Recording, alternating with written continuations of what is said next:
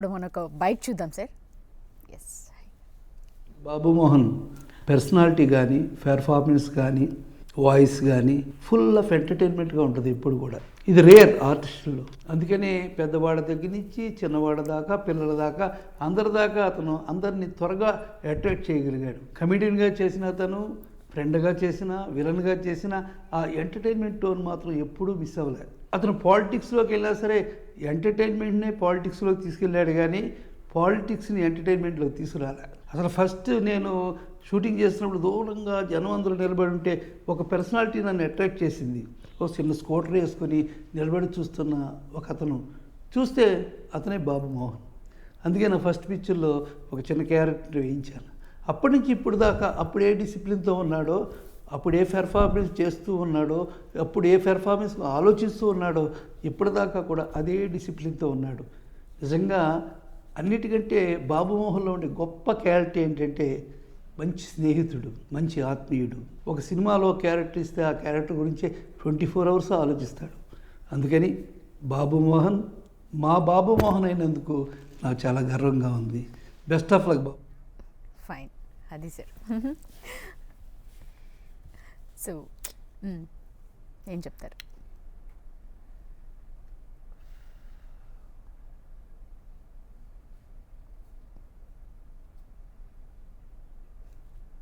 First time నా గురించి మాట్లాడుతుంటే విన్నాను.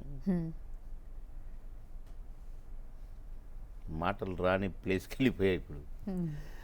గురువుగారు నమస్కారం. గురువుగారు చల్లగా ఉండాలి. నా గురువుగారు ఎంతమందికి లైఫ్ ఇచ్చిండండి పాపం.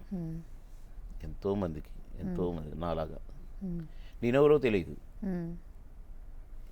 చూశారు, వేషం ఇచ్చారు, చేస్తున్నాను, చేయించారు. అలా ఒక స్టార్డమ్ని ఇచ్చారు. కానీ ఈ రోజున గురువుగారి హెల్త్ బాగలేక చూసినప్పుడల్లా ఇప్పుడు నాకు అది గుర్తొచ్చింది. అలాంటి గురువుగారు ఈ రోజున నడవలేని పొజిషన్కి పోయారే అనే బాధ. అందుకనే నాకు కొంచెంసేపు నీళ్ళు వచ్చాయి కళ్ళల్లో. అది పాపం మా గురువుగారు బతుకుంటే మళ్ళీ ఒక మంచి హిట్ క్యారెక్టర్ వేయించి మళ్ళీ నన్ను లైమ్ లైట్లో ఉంచేవారు మా గురువుగారు. దేవుడు తప్పకుండా మళ్ళీ ఇంతకుముందున్న ఆ హెల్త్ని దేవుడు ఇవ్వాలని కోరుకుంటున్నాండి. నా గురువుగారు చల్లగా ఉండాలి. ఓకే. గాడ్ ఈజ్ గ్రేట్ గురువుగారు. Fine sir. సో సార్ అలాగే ఇంతకుముందు ఒక కాలర్ మిమ్మల్ని అడిగారు, ఈ మధ్య మీరు మాకు కనిపించట్లేదు అని. కొంచెం మీరు అసహనం కూడా వ్యక్తం చేశారు. ఏ విషయం అండి? అంటే ఇప్పుడు ప్రస్తుతం రోల్స్ కానీ క్యారెక్టర్స్ కానీ వీటన్నిటి కూడా. సో ఏంటి ఇప్పుడు మనం చూస్తున్న సినిమాలే, ఇప్పుడు మాయలోడు కానీ, అంకుశం కానీ, ఈ ఆహుతి కానీ, ఇప్పుడు మీరు ఇక్కడ పెట్టిన ఫోటోలకు సంబంధించిన ఏ క్యారెక్టర్ అయినా తీసుకోండి, కథకు లింక్ అయి ఉండేదండి. కథను నడిపించేది మా క్యారెక్టర్. ఇప్పుడు అమ్మోరు ఉంటుంది, కథను నడిపించింది నా క్యారెక్టర్. దేవి ఉంటుంది, కథను నడిపించింది నా క్యారెక్టర్. అట్లా కథకు లింకుతో ఒక ఇంపార్టెన్స్ ఉంటూ ఆ కథకు సంబంధించిన క్యారెక్టర్స్ అన్నిటి అట్లా ఉండేది అప్పుడు. అలాంటి క్యారెక్టర్స్ వేసిన నేను గుంపులో గోవిందలాగా నిలబడాలను, లేక కనీసం వేస్తున్నప్పుడే నేను ఫీల్ అయ్యానండి.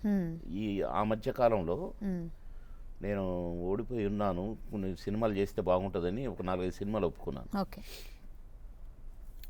నేను ఒకరోజు తలబట్టుకొని కూర్చున్నానండి. అసలు నేను ఎందుకు వేయాలి ఇలాంటి క్యారెక్టర్లు? నన్ను ఏమనుకుంటారు? వీడికి ఏం పుట్టింది ఇట్లాంటి వేస్తున్నాడని అనుకుంటారా ప్రేక్షకులు? నా క్యారెక్టర్లు ఎలాంటి క్యారెక్టర్లు చూసిన వాళ్ళు ఇదేంటి ఇంకా నేను డబ్బులు కావాలని డబ్బుల కోసం వేస్తున్నాడా ఇట్లా అనుకున్నారనుకోండి, నేను సంపాదించుకున్న పేరు, నన్ను ఇంత నటుని చేసిన ఇప్పుడు మా గురువు గారు లాంటి డైరెక్టర్లు ఏంటి బాబుమోహన్ ఇట్లా వేస్తున్నాడని అనుకున్నారనుకోండి, నన్ను ఇంత పని చేసి వేస్ట్ కదా అనే ఫీలింగ్ వచ్చింది నాకు. లేకపోయినా పర్వాలేదు, ఇలాంటి క్యారెక్టర్స్ వేయొద్దు అనుకున్నా. అలా మంచి క్యారెక్టర్ రాకపోవటం వల్ల కూడా నేను నటించలేకపోతున్నాను. అదే అదే ఒక మెయిన్ రీజన్ అది నాకు. ఓకే. అప్పుడు నేను బ్రహ్మానందం కోట గారు మీ ముగ్గురమే ఉండేది. అవును సార్, మీరు మాత్రమే. మ్యాక్సిమంగా ఇంకొక ఒక్కరిద్దరు అటు ఇటు ఉండేది.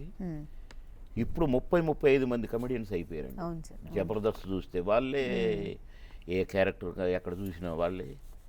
ఇప్పుడు క్యారెక్టరైజేషన్ పోయిందండి.